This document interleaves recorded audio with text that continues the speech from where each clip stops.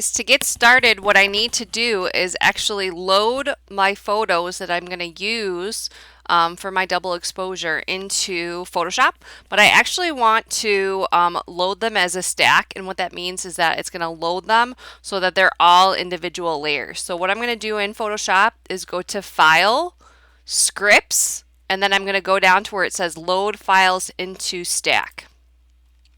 And then I'm going to use files, and then I'm going to go to browse. And then I'm going to go to my desktop folder in my photo folder, and I've already made a folder called double exposure. And these are the 3 photos that I took for this project. You might have more, but you need to have at least 2. I'm bringing in more than 2 because I'm like, well, maybe this one work. Sometimes you don't know until you actually like bring it in and start working with them that those are the files that you want to work with. So I would bring in more than less because you might have 2, but they might not work together. So that's what I'm telling you here. So I'm going to pick these 3 files and say open, and then say OK.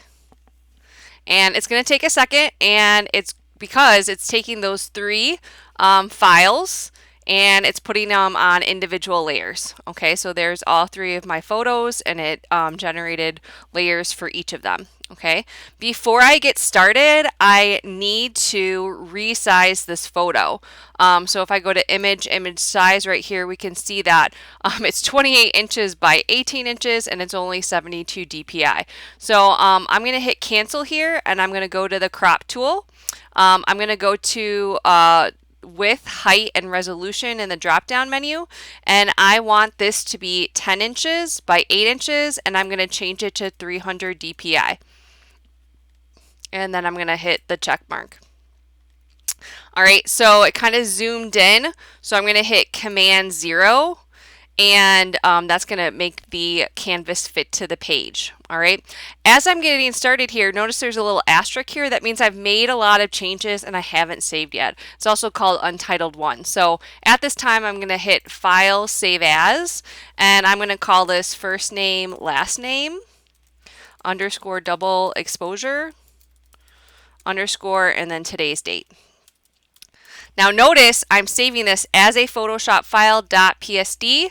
That means that I can continue to manipulate layers. If you save it as a JPEG, you're going to squish those layers. You're not going to be able to continue to manipulate them. So make sure you do that. When I hit save, I'm going to hit OK.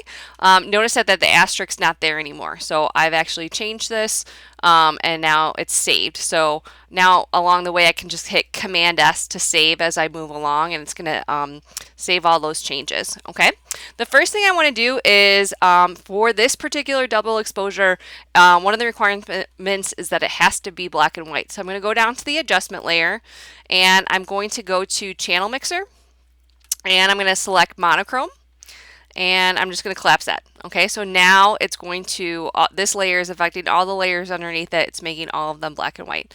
So now I want to start combining them as if I took a picture and it accidentally took 2 on top of each other with an old style film camera, kind of blending them together. So what I'm going to do here is maybe try blending mode.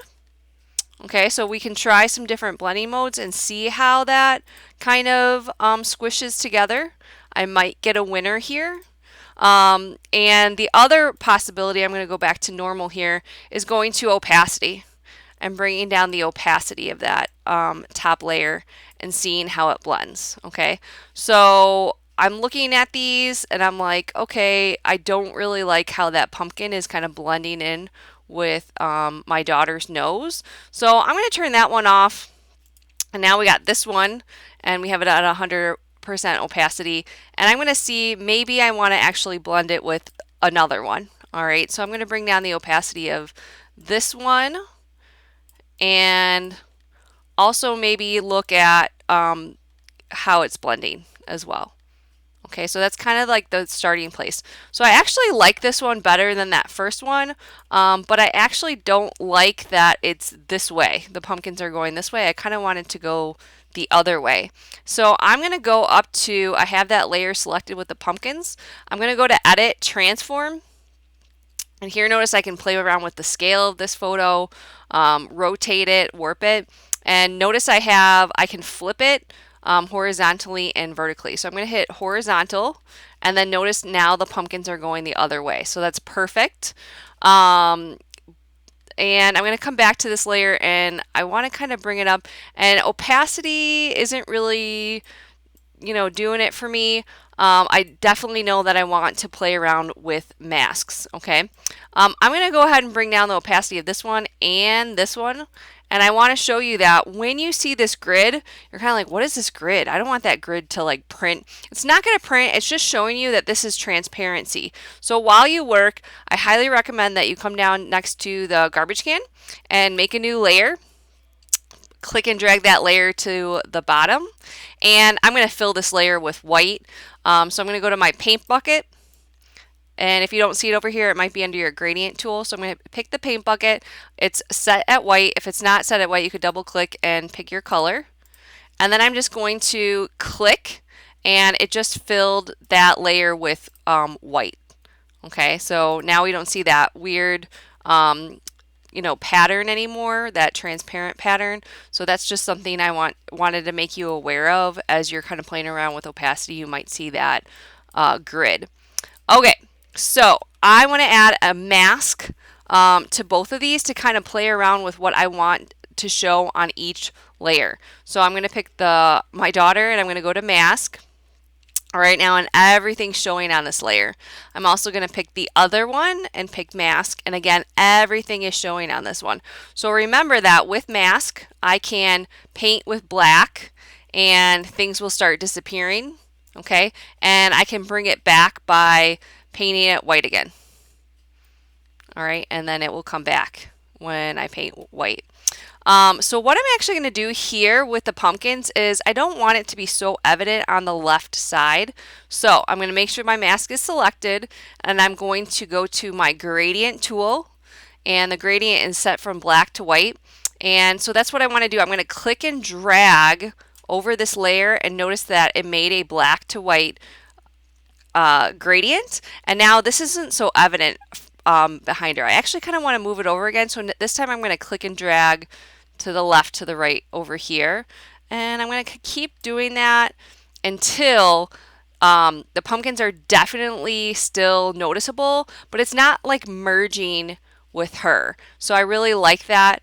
I'm going to go back to her layer and kind of play around with the opacity of her. And this is perfect. I really like this. The only thing is that it might be kind of interrupting your hand just a little bit too much. So remember that I can also not just use the gradient tool, but I can go back to that paintbrush tool, and I'm going to select black, and I am going to remember the shortcut here. So yes, you can control the size of the brush here and the hardness of it. So this 100% hardness is going to give you that hard edge here. If you go to the left, you're going to get that fuzzy edge. You can control that with keyboard shortcuts. So I'm going to hit the right curly bracket to make this brush bigger, and the left to make it smaller. And you can also kind of play with the opacity. Maybe I don't want to go full black. Remember, you could also play around with gray, which is just going to make it transparent and not completely opaque.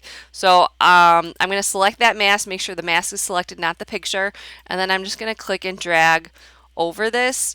And I'm just going to keep kind of painting over it until I get the transparency that I want with that underneath her. So I now have something pretty good, but I don't have any rich blacks. It's kind of like overall gray. So again, I'm going to come back to this and maybe play around with how it blends. Notice that we're getting some richer blacks here. It's adding some more depth to the picture, so I really like that. And you don't know until you start actually kind of playing around with each of these blending modes. So you just kind of go through and see which one works. And I think I liked darken. Okay, and I'm going to go back to my channel mixer, and I want to continue to kind of play around with adjusting that. and the properties of that. So remember that there are presets. I can kind of play around with the presets and see if any of those give me the kind of black, rich black that I'm looking for. And if not, I can go back to each channel and kind of play around with how rich I want each of the colors until I get, the dark rich that I want out of those. All right, so I'm pretty happy with this now. I have some darker, deep, rich blacks in here, and I've kind of played around with, how much I want showing between each one, merging these together. So I'm going to say File, Save. Okay, so now I have a PSD version, and now I'm also going to say File, Save As, and I'm going to go to Format, and I'm going to select JPEG and say Save. Okay, that's going to squish it down. So I only have, there's no layers anymore. If I go to double exposure, we can now see the flat file that you're going to turn in and also the PSD that you're going to turn in. So this is one that you can still continue to edit. And then this is the flattened one that's compressed that you could send to somebody. And that's it for this exercise.